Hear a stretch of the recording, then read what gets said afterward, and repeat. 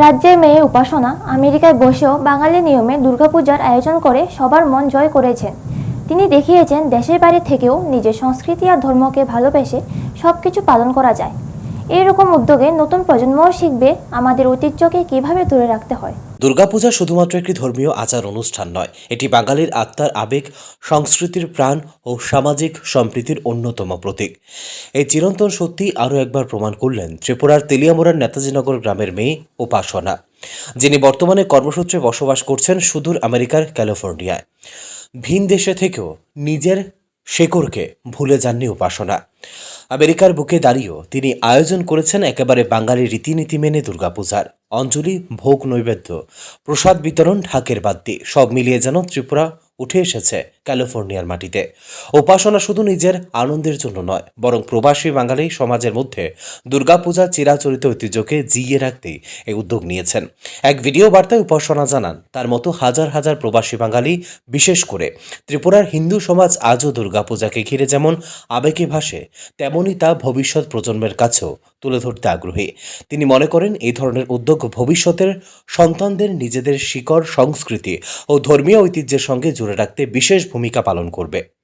আজকের দিনে যখন বিশ্বায়নের তোরে অনেক সময় সংস্কৃতি হারিয়ে যেতে বসে, তখন উপাসনা এবং তার মতো আরও অনেক প্রবাসী বাঙালির এই প্রচেষ্টা নিঃসন্দেহে প্রশংসার দাবিদার। তেলিয়ামুড়ার উপাসনার মাধ্যমে প্রমাণিত হল সনাতনী হিন্দু ধর্ম এবং বাঙালি সংস্কৃতি কেবলমাত্র ভারতবর্ষের মধ্যেই সীমাবদ্ধ নয়, বরং তা প্রবাসীও সমান মর্যাদা ও শ্রদ্ধার সঙ্গে উদযাপিত হচ্ছে। উপাসনার এই উদ্যোগ কেবল একক প্রচেষ্টা নয়, এটি একটি বার্তা। যেখানেই থাকি না কেন, আমাদের শিকড় ও ঐতিহ্যকে যদি আমরা হৃদয়ে স্থান দিই, তবে তা বিশ্বের যে কোনো প্রান্তেই ছড়িয়ে পড়তে পারে, অটুট থেকে যায় আমাদের আত্মিক বন্ধন। ব্যুরো রিপোর্ট, নিউজ তৎকাল 24। নমস্কার, শুভ শারদিয়া। আমার নাম উপাসনা। আমি এখানে ক্যালিফোর্নিয়াতে থাকি, একটা শহর স্যানোসেতে। আর আমার বাড়ি ত্রিপুরা, একটা ছোট শহর তেলিয়ামুড়াতে থেকে এসছি আমি। সো আমি একটু শেয়ার করতে চাই আমরা এখানে কিভাবে দুর্গাপূজা সেলিব্রেট করি।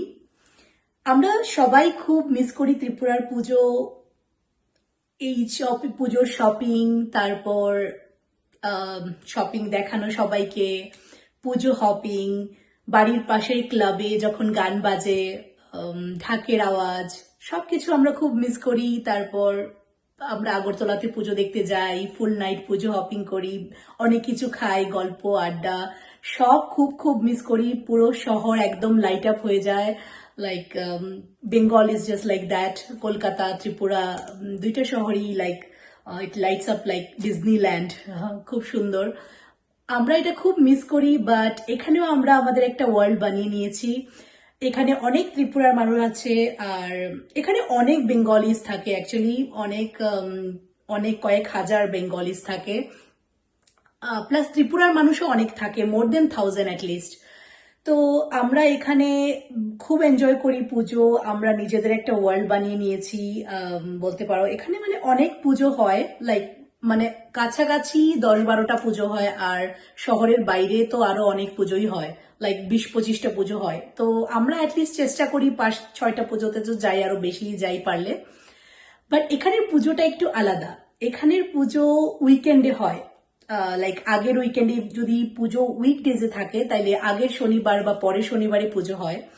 কারণ এখানে যারা পুজো করে বা যারা ডেকোরেশন করেন বা প্যান্ডেল বানান, ওরা সবাই সফটওয়্যার ইঞ্জিনিয়ার্স বা অন্য কোনো প্রফেশন ওদের। তো এখানে কোনো ডেডিকেটেড লাইক ডেকোরেটর নেই বা কোনো মানুষ নেই যারা মানে এইসব কাজ করে, কোনো ভেন্ডার্স নেই। থাকলেও হয়তো ভেরি এক্সপেন্সিভ। তো আমরা এখানে সবাই নিজেরাই করে, লাইক নিজেরাই প্যান্ডেল বানায়। অফিসের কাজ করার পরে উইকেন্ডে বিভিন্ন ডেকোরেশনের কাজ বা কালচারাল থিংস সবকিছু নিজেরাই করি আমরা এখানে। তো এটা বেশ এনজয়, এটা একটা ডিফারেন্ট কাইন্ড অফ এক্সপিরিয়েন্স, খুবই এনজয় হয়।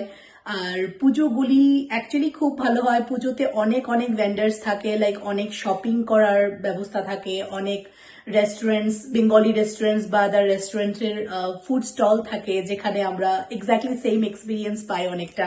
মানে হয়তো অনেক স্পেন্ড করতে হয় পয়সা, বাট খাওয়া দাওয়া খুব ভালোই থাকে, শপিংও করা যায়। তো হ্যাঁ, এটা একটু ডিফারেন্ট, এটা অনেকটাই আলাদা। আর পুজোগুলি সবসময় উইকেন্ডে হয় না, কিছু পুজো আছে লাইক টেম্পলের কিছু পুজো আছে বা কিছু অর্গানাইজেশন আছে যারা লাইক মানে একদম ইন্ডিয়ান টাইমেও পুজো করে, তো আমরা দুইটাই করি। আমরা উইকেন্ডেও পুজো এনজয় করি, আবার উইকডেজেও কিছু কিছু পুজো এনজয় করি। লাইক আজকে সোমবার আর আমি জাস্ট এসছি লাইক রাত্রেবেলা। এখন আমার আজকে অফিস ছিল, অফিস করে আমি গেছি একটা টেম্পলে অষ্টমী পুজো সেলিব্রেট করতে। পুজোর পরে এলাম বাড়িতে, কালকে আবার সকালে অফিস, কিন্তু এটা মিস করতে চাইনি। মানে ইন্ডিয়ান টাইমে, ইন্ডিয়াতে এখন অষ্টমী, তো আমি এখানেও এক্স্যাক্টলি সেম টাইম অষ্টমীর আরতি বা অঞ্জলিটা দিতে চাইছিলাম। তো অষ্টমীর ভোগ খেতে খেতে ইচ্ছে করছিল, তো আমরা গেছি এর জন্য। তো খুবই ভালো লাগে। আর আমাদের ত্রিপুরা গ্রুপের সাথে কথা হয়, আড্ডা হয়, দেখা হয়, একসাথে আমরা প্ল্যান করে যাই সবাই খুব ভালো করে। এখানেও আমরা পুজো হপিং করি, তারপর পুজোর শেষে কোনো একটা রেস্টুরেন্টে যাই বা কারোর বাড়িতে বসে আড্ডা মারি, খাওয়া দাওয়া হয়, কথা হয়, খুব ভালো লাগে। এটা একটু ডিফারেন্ট বাট ভালো। আমরা ত্রিপুরার পুজো যদিও খুব মিস করি, বাট আমরা দুর্গা পূজাটা কমপ্লিটলি মিস করি না, একটু আলাদাভাবে এনজয় করি। আর করতেই হবে, এটা আমাদের নেক্সট জেনারেশনের জন্য, এটা শুধু আমাদের জন্য না, আমাদের বাচ্চারা আমাদের যেমন চাইল্ডহুড। আপনারা দেখছেন নিউজ তৎকাল 24।